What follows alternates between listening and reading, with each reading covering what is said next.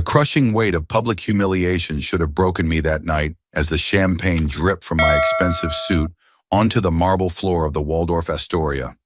But instead, with each mocking laugh that echoed through the grand ballroom, I felt the last threads of my marriage dissolving into cold, calculated resolve that would soon transform everything.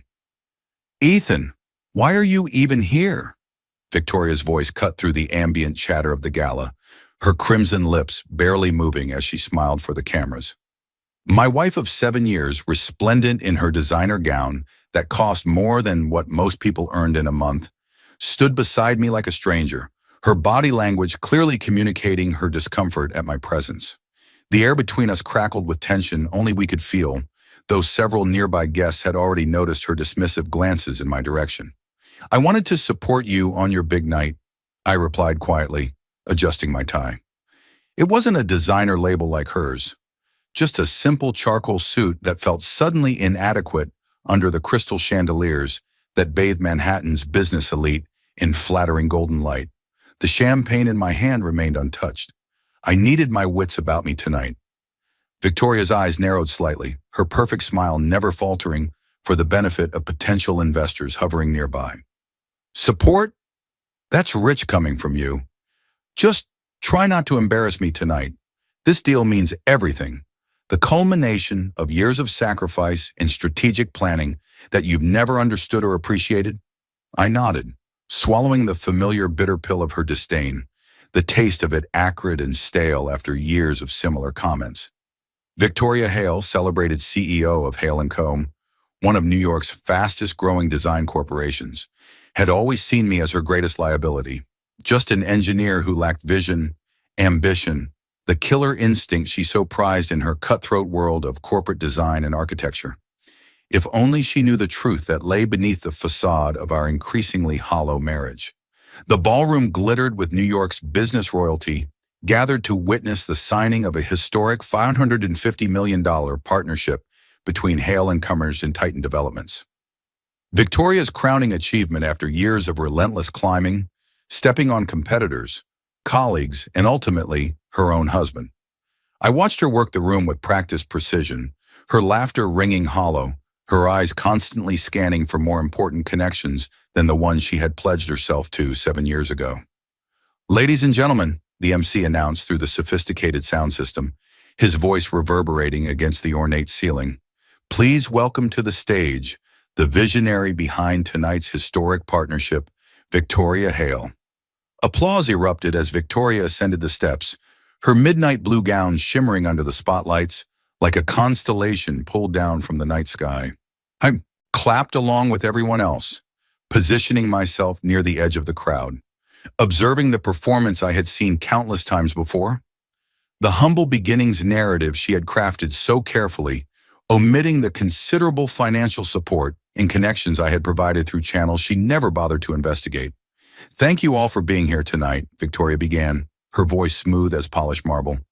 "This partnership represents not just a business transaction, but a vision for the future of design in America, a revolution in how we conceptualize urban spaces and the human experience within them." She spoke eloquently about innovation, about breaking barriers, about the future of architectural design merging with environmental consciousness. Not once did she acknowledge my presence or contribution to her journey. I was used to it, had grown accustomed to the erasure of my role in her success story.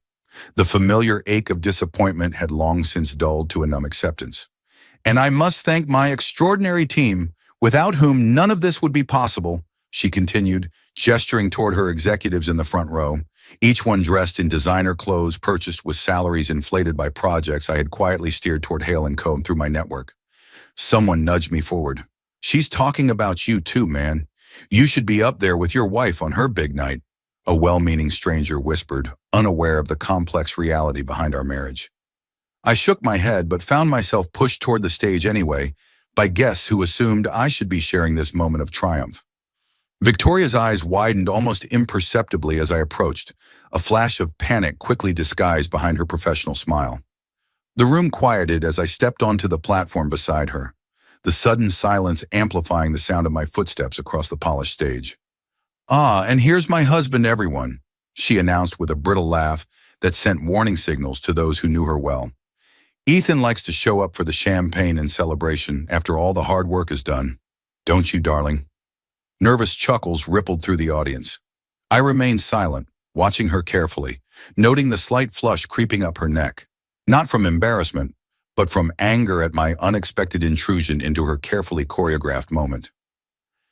Ethan works in engineering, she continued, her tone shifting to something dangerously sweet that made my spine stiffen in preparation for what would come next. He designs little bridges and infrastructure components while I build empires and transform skylines. We each have our place, I suppose. More laughter, less nervous this time. I felt hundreds of eyes on me, assessing, judging, pitying the husband so clearly overshadowed by his dynamic wife. Victoria's hand gripped my arm, her manicured nails digging through my jacket with enough force to leave marks, a physical warning to play along with her narrative. What Victoria means, I started to say, reaching for the microphone, my patience finally wearing thin after years of similar public diminishment. She pulled it away with practiced grace, her smile tightening. What I mean is that some of us are born to lead, to transform industries, to shape the future with bold vision and decisive action, and some, her gaze swept over me dismissively, making a spectacle of my supposed inadequacy, are content to follow, to exist in the shadows of greatness without ever reaching for it themselves. Isn't that right, darling? The room grew uncomfortably silent, the collective intake of breath almost audible as the assembled business elite recognized the line being crossed. A camera flashed, then another, tomorrow's tabloid fodder capturing itself in real time. Victoria, I whispered, leaning close to her ear. This isn't the place for whatever point you're trying to make. Actually, it's exactly the place, she cut me off, voice raised enough for the front rows to hear clearly.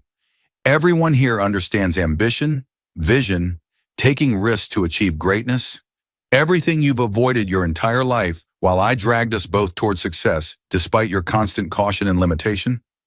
I stood perfectly still, aware of the disaster unfolding, but strangely calm, almost detached as I watched her self-destruct before my eyes. 7 years of calculated patience, of building my empire in shadow while she constructed her facade in the spotlight, crystallized into this perfect moment of revelation. You've been dead weight on my journey for years, she continued, her voice rising with each word, intoxicated by her moment of triumph and the 3 glasses of champagne I'd watched her consume in rapid succession. Do you know what it's like trying to soar with someone determined to keep their feet on the ground? To have your own husband question every ambitious move, every necessary risk? To come home to that energy-draining doubt night after night? A suited executive from Titan Development stepped forward, clearly uncomfortable with the public airing of marital grievances. Perhaps we should proceed with the signing portion of the evening. No, Jack, it's fine, Victoria waved him off, her composure slipping further as she recognized her unprofessional behavior, but seemed unable to stop herself. My husband just surprised me by showing up uninvited to the most important night of my career, the night I secure a legacy while he— What did you do today, Ethan? File some paperwork?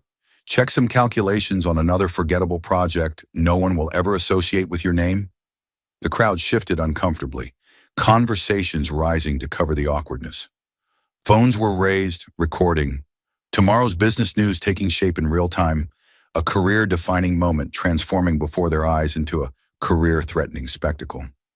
Victoria, you've had too much to drink, I said quietly, reaching for her elbow to guide her away from the microphone before she could damage her reputation further.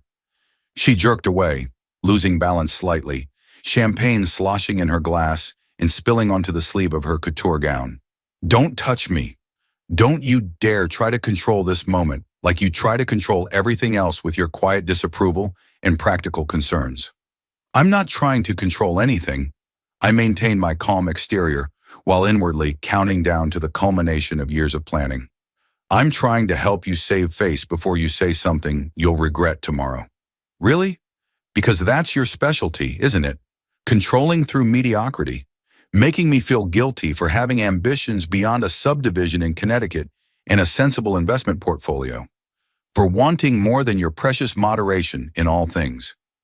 I remained composed, watching her unravel thread by thread on the very stage where she had expected to cement her triumph.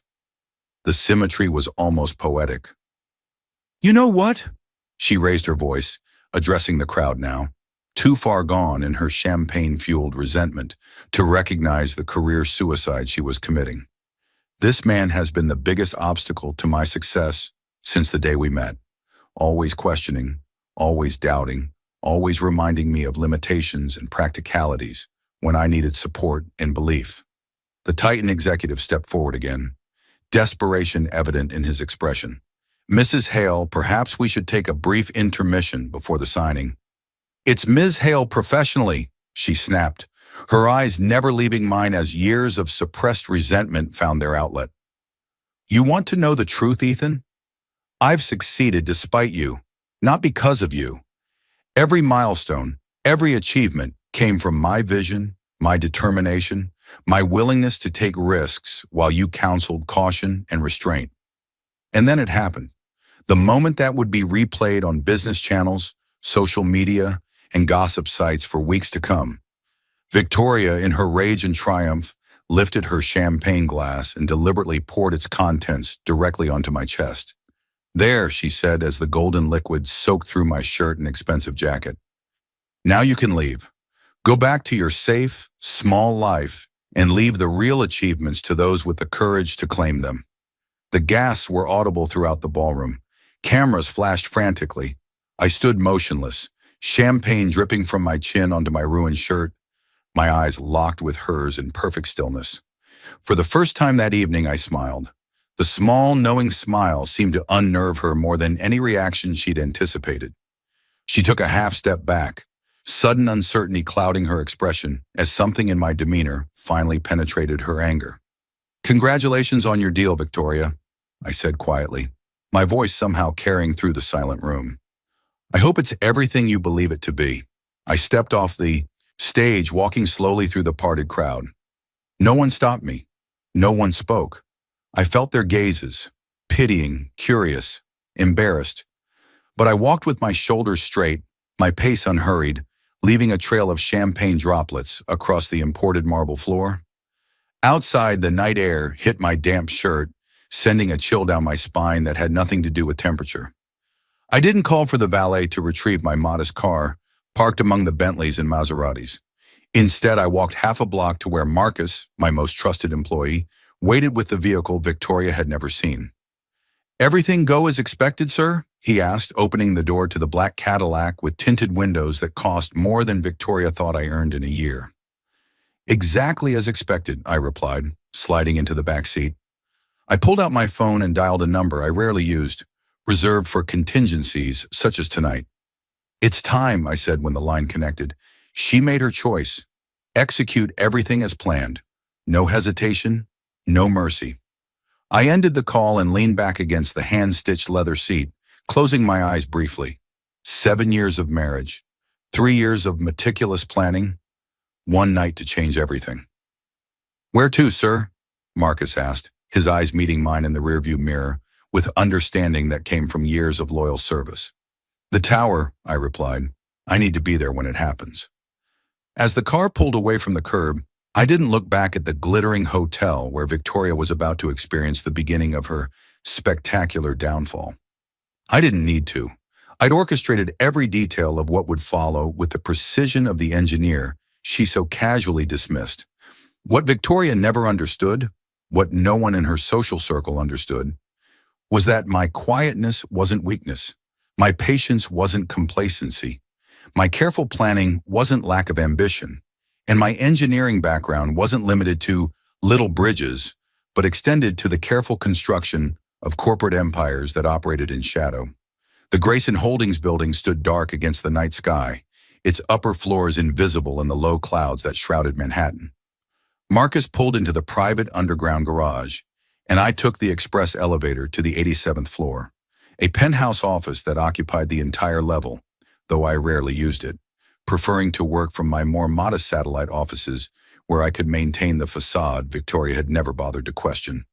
"Mr. Grayson," My assistant Rebecca greeted me as I stepped off the elevator, her efficiency a stark contrast to Victoria's team of fashionable but often incompetent staff. Everything is prepared as you requested. The team is standing by. The wall of monitors in my private office displayed various news feeds, social media reactions beginning to spread across Twitter and Instagram, and most importantly, the live feed from the gala. Victoria stood on the stage beside the Titan Developments team, pen poised above contract papers, her smile radiant despite the earlier scene.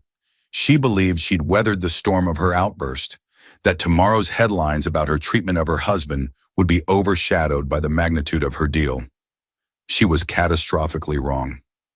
"Rebecca, please send in the team," I said, not taking my eyes off the monitors where Victoria's triumphant moment balanced on a precipice she couldn't see. Within minutes, my inner circle had assembled. Jameson, my chief legal counsel, who had structured the complex ownership arrangements that kept my name off public records. Diane, head of acquisitions, who had helped build my corporate network through shell companies and private equity vehicles. Michael, financial strategist whose brilliance had multiplied my inheritance tenfold. And Samuel, my oldest friend from college and the public face of Titan Developments. "Is the champagne still drying on your shirt, or should I have something sent up?" Samuel asked with a smirk, his irreverence a welcome change from the tense atmosphere of the gala. "I've changed," I replied simply, gesturing to the fresh shirt hanging in my private bathroom. "And I believe it's time for Victoria to experience some changes as well." Jameson cleared his throat, straightening his impeccable tie. "All documentation is prepared, sir. The moment you give the word, Titan withdraws from the deal citing irreconcilable differences in corporate culture and leadership values. The language is carefully crafted to reference tonight's incident without explicit mention. The press release emphasizes Titan's commitment to respectful business environments and ethical leadership," Diana added, her tablet displaying the statement already formatted for immediate release, without explicitly mentioning tonight's incident, though the implication will be unmistakable. "And financial implications?" I asked, turning to Michael, whose analytical mind had mapped out every potential consequence with algorithmic precision. "Devastating," he answered without emotion. "We've already alerted certain key investors about potential leadership concerns at Hale & Co. The moment the deal collapses, we expect their stock to drop at least 30% by opening bell. The credit extension they secured based on this partnership will be revoked by mid-morning, creating an immediate cash flow crisis." I nodded, watching Victoria smile and pose for photos on the monitor, her posture radiating confidence, her expression triumphant as she prepared to sign the documents that would, she believed, cement her legacy. She looked so certain of her victory, so unaware of the trap closing around her. "Samuel," I said quietly, "you're up." Samuel straightened his tie and nodded grimly. "I never liked her, Ethan. Too much ambition, not enough substance. The champagne incident just confirmed what I've always thought." "Your personal feelings are irrelevant," I replied coldly. "This isn't about emotion, it's business. She made a business decision to humiliate me, and now she'll face the business consequences." On the monitor, I watched Samuel return to the ballroom, walking briskly toward the stage with the confidence of someone used to commanding attention. He whispered something to Jack, the public-facing executive who'd been handling the signing. Jack's expression shifted from confusion to shock to grave understanding. Victoria noticed, her smile faltering as she registered the change in atmosphere. "Mr. Reynolds from Titan's legal team is approaching with the termination notice," Rebecca narrated unnecessarily as we all watched the drama unfolding in high-definition clarity. Victoria's face transformed as she read the document thrust into her hands. Confusion, disbelief, panic. The blood visibly drained from her face as she looked up at Samuel, mouth-forming questions no one could hear through the muted feed. Samuel merely shook his head and stepped back, gesturing for his team to exit the stage. The cameras continued to flash, capturing Victoria's mounting horror as she realized her triumph was evaporating before her eyes. The contract papers remained unsigned, the pen slipping from her fingers and rolling across the table unnoticed. "Sir," Jameson said tentatively, "are you certain this is how you want to proceed? The collateral damage to Hale & Co. will be extensive. Many innocent employees." This isn't vengeance, James. It's correction, I interrupted, turning from the screens to face my team directly. Victoria built her success on manipulating others, taking credit for work she didn't do, and stepping on anyone in her path, including me. But I've planned for the innocents caught in the crossfire. But the collateral damage will be minimized, I stated firmly. The employees of Hale and Conyer will be absorbed into appropriate positions within our subsidiaries. No one loses their livelihood except those who helped her climb by pushing others down. I've already identified the key talent worth salvaging and created positions for them. I moved to the window, looking out over the city I'd quietly shaped while Victoria thought I was designing little bridges and calculating load-bearing capacities. My reflection stared back at me, resolute and unfamiliar even to myself. 7 years, I said softly. 7 years watching her become someone I don't recognize. Someone who would humiliate her husband publicly without a second thought. Someone who would pour champagne on the man she once claimed to love for the crime of being less ambitious than she desired. No one spoke. They knew the story, how I'd met Victoria when she was a talented but struggling designer with big dreams and a warm heart. How I'd fallen for her creativity, her passion, her drive that seemed then like determination rather than ruthlessness. How I'd supported her rise, opened doors through connections I'd never mentioned, invested in her company through channels she never traced back to me, and how I'd watched her change as success came, her warmth calcifying into ambition, her passion hardening into ruthlessness, her appreciation transforming into entitlement, until the woman I married existed only in memory. The news cycle begins in 20 minutes, Rebecca reminded gently. The major business channels are already running teasers about dramatic developments at tonight's signing. I nodded, the decision already made long before tonight's public confirmation of what our marriage had become. Release everything as planned, and make sure the profile pieces on me remain embargoed until tomorrow afternoon. This isn't about my reveal. It's about her choices and their consequences. Diana's phone buzzed. She glanced at it and looked up grimly. Victoria's trying to reach Samuel. She's threatening legal action, claiming breach of contract and intentional interference with business relationships. I almost smiled at the predictability of her response. She hasn't realized yet that no contract was ever finalized. The papers she was about to sign had been subtly altered this morning. If she'd bothered to have her counsel review them one last time, she might have noticed the poison pill clauses that would have given us controlling interest in her company, regardless of outcome.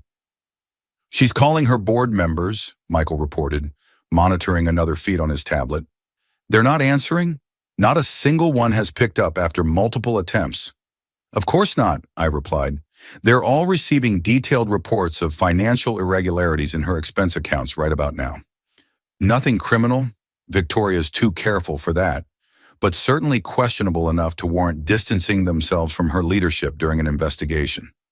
I watched the monitors as Victoria was escorted from the stage, her face a mask of barely controlled panic, her carefully applied makeup now smudged from repeated touches to her face. The crowd that had been adoring her minutes ago now parted, avoiding eye contact, already sensing the shift in power dynamics that happens instantly in New York business circles when someone falls from grace. Sir, Rebecca said quietly, your car is ready whenever you wish to leave. The penthouse has been prepared if you'd prefer not to return to the Manhattan apartment tonight. I nodded, but made no move to go. I'll stay. I want to monitor the situation through the night. We've planned this for too long to miss any critical developments. One by one, my team departed, each with clear assignments for managing the fallout from Victoria's spectacular fall from grace. Only Samuel remained, pouring himself a generous scotch from my private bar after returning from his mission at the gala. That woman really believed she was untouchable, he remarked, sinking into a leather chair across from my desk. The look on her face when I told her the deal was dead, priceless, worth every minute of having to play subordinate to her these past months. This gives me no pleasure, Sam, I said quietly, though the statement wasn't entirely true. Some primal part of me had indeed found satisfaction in the symmetry of her public downfall matching her public disrespect. He studied me over his glass. No, not even a little? After the way she spoke to you? The way she's treated you for years? The affairs she thought you didn't know about? I turned back to the window, avoiding his perceptive gaze. I loved her once. And now? The question hung in the air between us. On the monitors behind me, Victoria was shown leaving the hotel, reporters swarming around her, camera lights illuminating her shocked expression as she held up a hand to shield herself from their intrusive lenses. Now I'm just doing what needs to be done, I answered finally, what she forced me to do through her own actions. The night stretched long as we monitored the unfolding crisis. Victoria made 17 calls to my phone, all unanswered. She left messages that evolved from angry demands to confused questions to finally tearful pleas. I listened to each one, my resolve unchanged despite the tremor in her voice as reality crashed down around her. By dawn, the business world was ablaze with the story. Every major outlet ran some variation of the same headline. Hale & Co. deal collapses after CEO's public meltdown. The video of Victoria pouring champagne on me had gone viral, cut and edited to maximize drama, playing on financial news channels on constant repeat. Statements from anonymous sources within Titan cited concerns about Victoria's leadership style and emotional stability. "Your wife is finished in this town," Samuel said bluntly, as we watched the morning shows dissect every moment of her downfall with the ruthless precision New York reserves for the formerly successful. "No one will touch her after this. Not as a CEO, not as a designer, not even as a consultant." "She's resourceful," I replied, though I knew better. The machinery I'd set in motion was too powerful, too thorough. Victoria had always succeeded because invisible hands, my hands, had cleared obstacles from her path. Now those same hands were creating roadblocks she could never overcome. "What's your next move?" Mr. Samuel asked, stretching his tired limbs after our all-night vigil. "I'm going home," I said simply. He looked surprised. "To the penthouse? Where she is?" "No," I corrected him. "To my home. In Greenwich." The house in Greenwich, Connecticut was my sanctuary, a colonial mansion on 5 manicured acres that Victoria rarely visited, claiming it was too far from the action and deadly boring.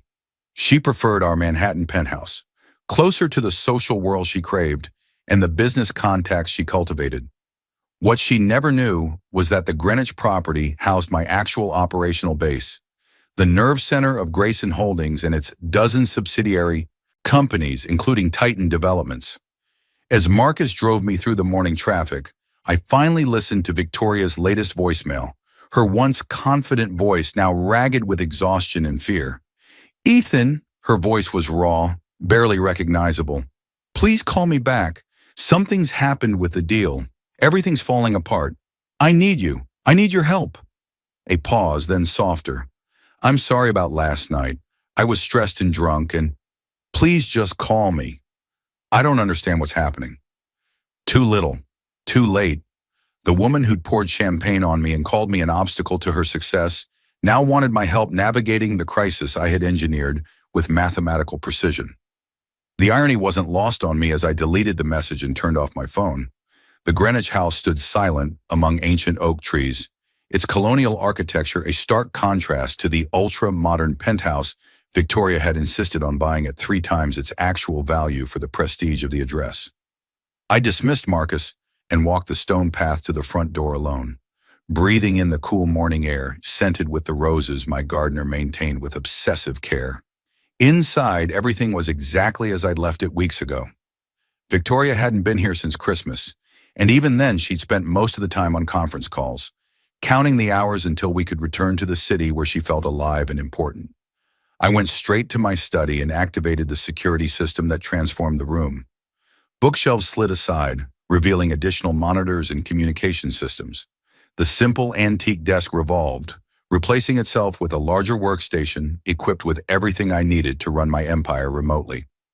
Rebecca's face appeared on the main screen. "Good morning, sir. I trust the drive was uneventful?" "It was," I confirmed. "Status report?" Hale & Comer's stock opened down 42%. Trading was temporarily halted due to volatility. Their credit line has been frozen pending review, and 3 board members have resigned, citing personal reasons but clearly distancing themselves from the company's troubles. I nodded. unsurprised by developments that followed the scenario we had gamed out months ago. And Victoria? Currently at your Manhattan penthouse. She's made 23 attempts to contact you and has called her attorney 11 times. Her assistant quit an hour ago, along with her head of communications and 2 senior designers who received our discreet employment offers. Has she made any public statements? A brief, ill-advised Instagram post claiming sabotage and gender discrimination. It was deleted within 20 minutes, but not before several news outlets captured screenshots. Her social media manager has also resigned, citing a toxic work environment. I sighed. Victoria was panicking, making rookie mistakes that only accelerated her downfall. Part of me had expected more resilience, more strategic thinking in crisis. The woman I'd married would have found a way to counterattack, to turn disaster into opportunity. This fragile, reactive person was a stranger wearing my wife's designer clothes. Sir, Rebecca hesitated, unusual for her typically direct communication style. There's something else you should know. The investigation into Hale & Co.'s finances has uncovered some irregularities we weren't aware of during preliminary due diligence. I straightened in my chair, attention sharpening. What kind of irregularities? It appears Mrs. Grayson has been systematically inflating the company's performance metrics for at least 2 years. Nothing that would qualify as criminal fraud under strict interpretation, but certainly misleading to investors. And there are significant personal expenses being channeled through corporate accounts. Designer clothes, jewelry, personal travel classified as business development. That explained a lot. Victoria's meteoric rise had seemed extraordinary even with my invisible support. Now I understood. She'd been cooking the books, presenting an illusion of success greater than reality, maintaining appearances at the expense of substance. Forward everything to Jameson's team, I instructed. No leaks to the press for now. This may be useful leverage, but I won't destroy her completely unless necessary. Rebecca nodded. There's one more thing, sir. We've been monitoring Mrs. Grayson's personal communications as requested. I raised an eyebrow. This was a line I'd been reluctant to cross, authorizing it only after Victoria's public display convinced me there might be more I didn't know about the woman I'd married. She's been in regular contact with Jonathan Mercer, Rebecca continued, unable to keep a note of distaste from her voice. The name hit me like a physical blow. Jonathan Mercer, my supposed friend, CEO of a competing development company, and a man who'd made no secret of his attraction to Victoria at social events, his eyes following her across rooms while he smiled and shook my hand. Define regular contact, I said, my voice steady despite the sudden cold feeling spreading through my chest. Phone calls, text messages, and hotel meetings, sir. Dating back approximately 8 months. The Drake Hotel, usually midweek afternoons. 8 months. While I was overseeing the Dubai project that kept me traveling for weeks at a time, while Victoria was telling me she was too busy for our planned anniversary trip to the Maldives, while she was apparently finding time for afternoon tryst with a man who called me friend to my face. The content of these communications strongly suggests an intimate relationship, Rebecca finished, clearly uncomfortable delivering this final betrayal. There are explicit photographs exchanged and detailed messages about their encounters. I see, I said after a long moment. Thank you, Rebecca. That will be all for now. The screen went dark, leaving me alone with this final betrayal. Oddly, I felt nothing at first. No anger, no hurt. Just a strange, detached sense of confirmation that the woman I'd married was truly gone, replaced by someone capable of betrayal on every level. Then slowly, a cold resolve crystallized within me. What had begun as a lesson, a harsh but ultimately corrective measure that might have left Victoria humbled but still standing, now needed to become something else entirely. I reached for my phone and called Jameson. Change of plans, I said when he answered. Victoria doesn't just lose the deal, she loses everything. The next 72 hours passed in a blur of strategic calls, legal maneuvers, and careful information releases. I worked almost without sleep, orchestrating Victoria's complete professional dismantling with cold precision that surprised even my closest advisors. By the third day, Hale & Co. stock had lost 70% of its value. Major clients were publicly distancing themselves, canceling contracts with penalty payments they were willing to make rather than maintain association. The board had called an emergency meeting to discuss Victoria's removal, and the financial press had begun investigating the accounting irregularities, tipped off by anonymous industry sources. I was reviewing the latest reports when my security team alerted me through the intercom. "Sir, Mrs. Grayson has just passed through the main gate. She's approaching the house." I glanced at the surveillance feed on one of my monitors. Victoria's white Mercedes was indeed coming up the driveway, moving too fast, nearly clipping a decorative stone planter. I'd been expecting this confrontation, though not quite so soon. "No interruptions," I instructed the team. "Whatever happens, whatever you hear, do not enter unless I activate the emergency signal." I deactivated the study's security systems, returning it to its innocent appearance as a traditional gentleman's study with leather-bound books and hunting prints. Then I poured myself a scotch and waited, seated behind the antique desk that concealed so many secrets. The front door slammed open with enough force to rattle the windows.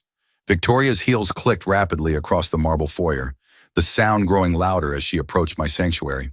"Ethan!" she shouted, her voice hoarse. "I know you're here. Your security thugs wouldn't let me in unless you were." I didn't answer, taking a slow sip of my drink instead, preparing myself for the confrontation 7 years in the making.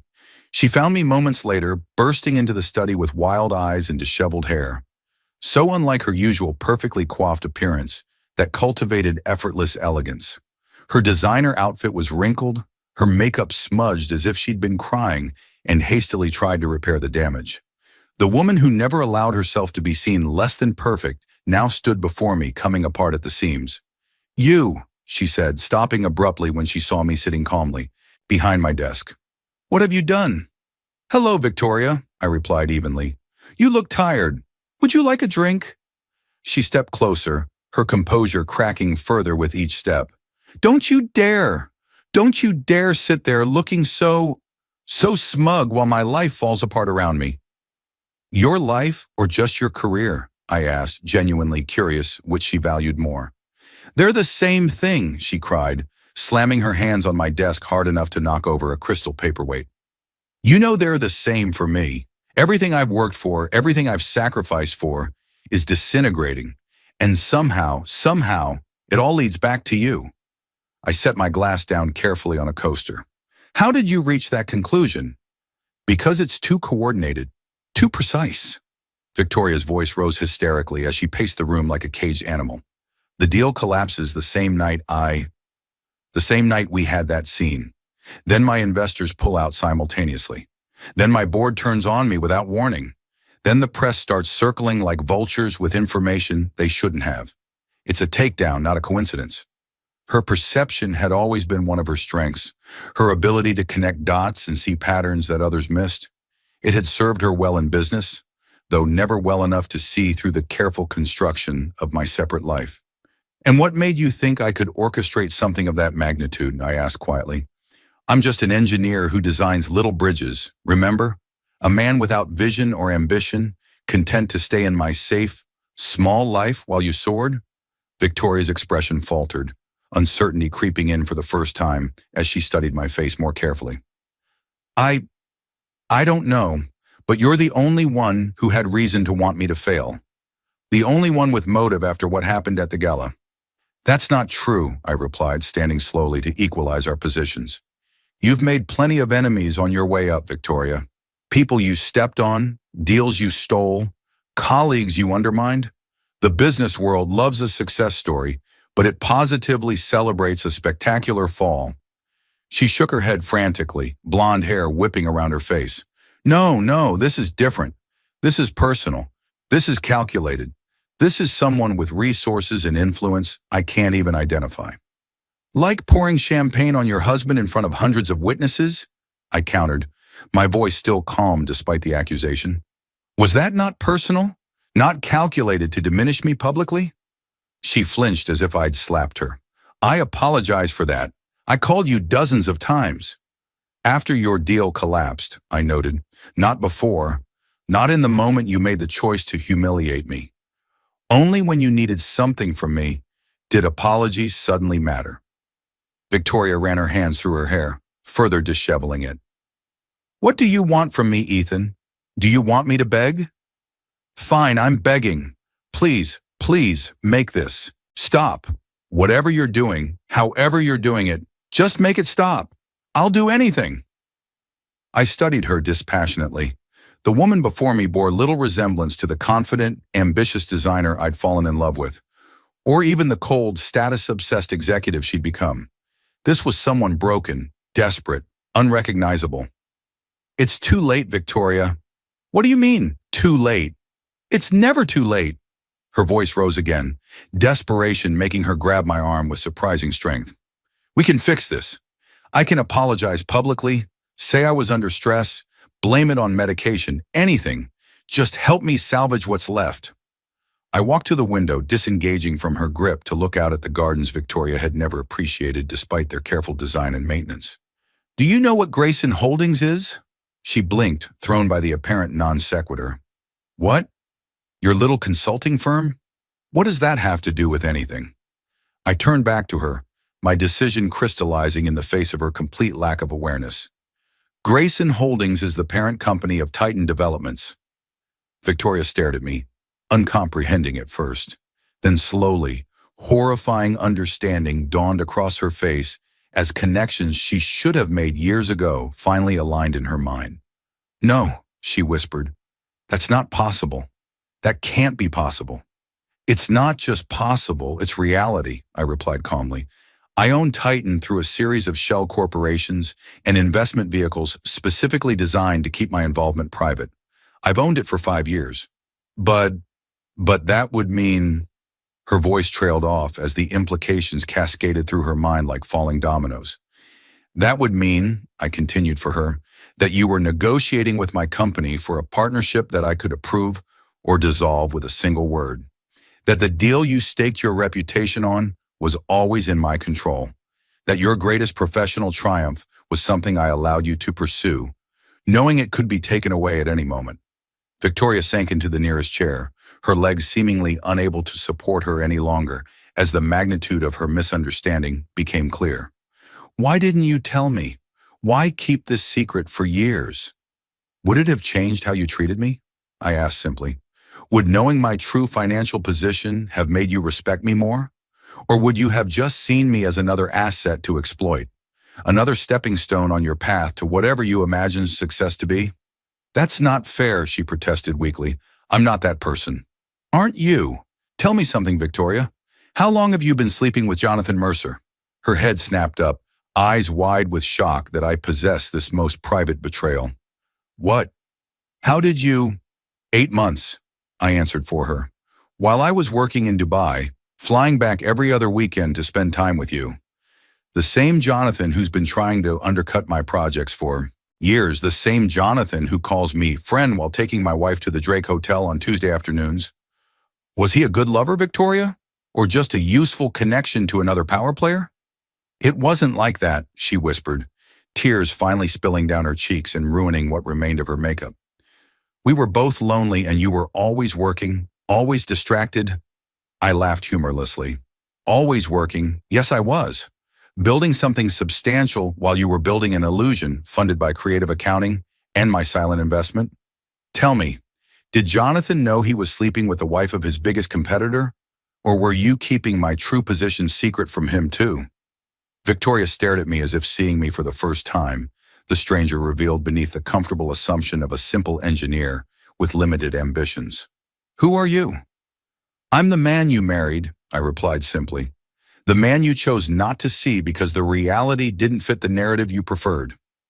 I walked to my desk and removed a folder, sliding it across to her. Divorce papers.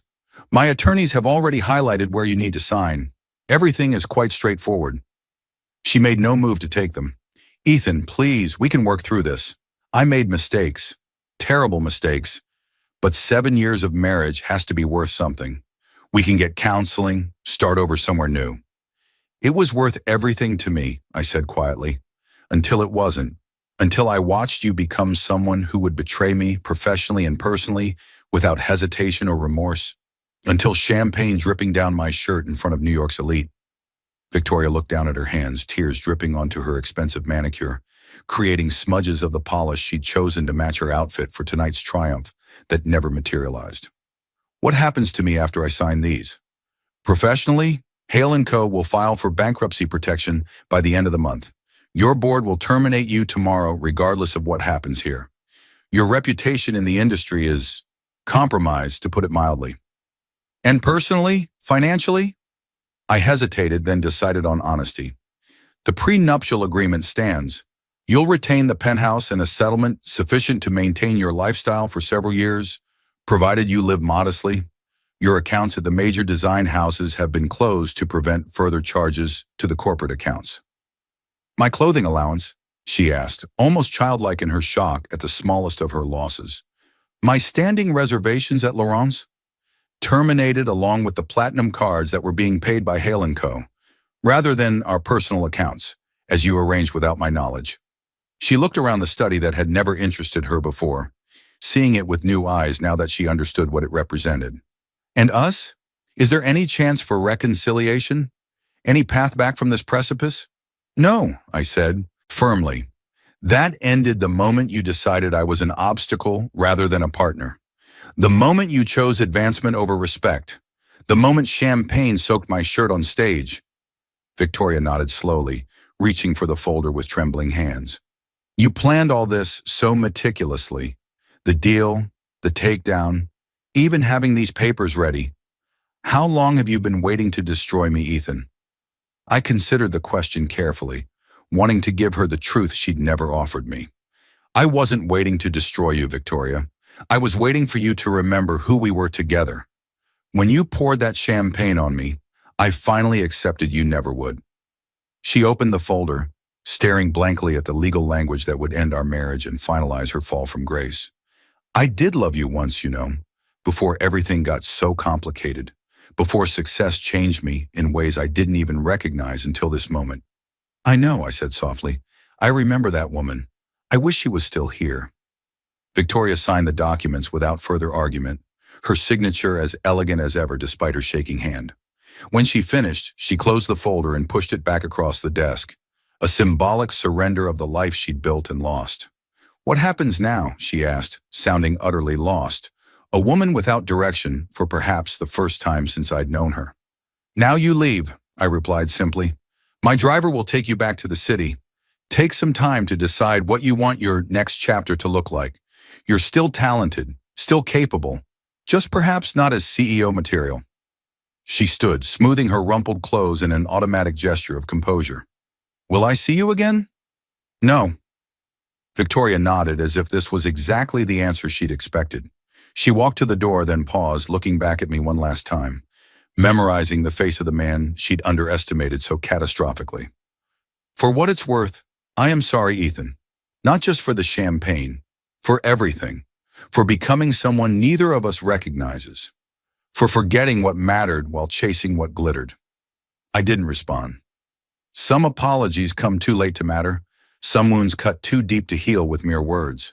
The damage had been done through repeated choices, not a single mistake. After she left, I poured another scotch and called Samuel. It's done, I told him. Have Jameson file the papers immediately. And Hale & Co.? He asked, his tone suggesting he expected scorched earth. I stared into my drink for a long moment, considering. Proceed as planned, complete dismantling, but ensure the employees land safely at other firms. This was Victoria's failure, not theirs. And Victoria herself? Do we continue with the planned revelations about her affair with Mercer? The accounting irregularities? We could bury her so deep professionally she'd never resurface.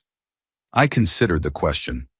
Despite everything, some small part of me still remembered the woman I'd fallen in love with, passionate, creative, alive with possibilities before ambition corrupted her core. Leave her alone, I decided finally. She's lost enough. Her company, her reputation, her marriage. Let her keep her dignity, at least what remains of it. You're a better man than I am, Samuel remarked.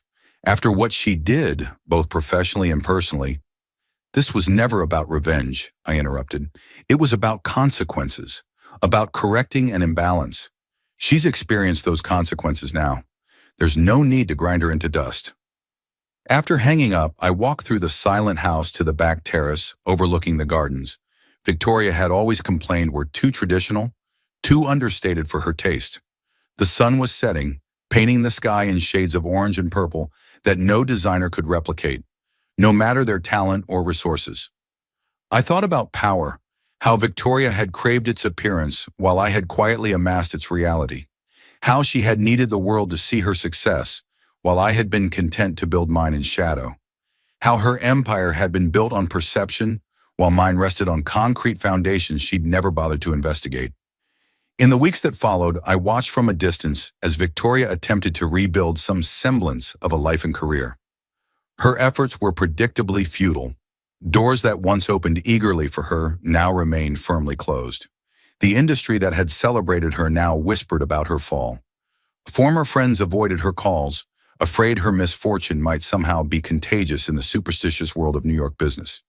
Jonathan Mercer, unsurprisingly, denied their relationship when questioned by gossip columnists, claiming Victoria had misinterpreted their friendship and that he had always maintained appropriate professional boundaries with his friend's wife.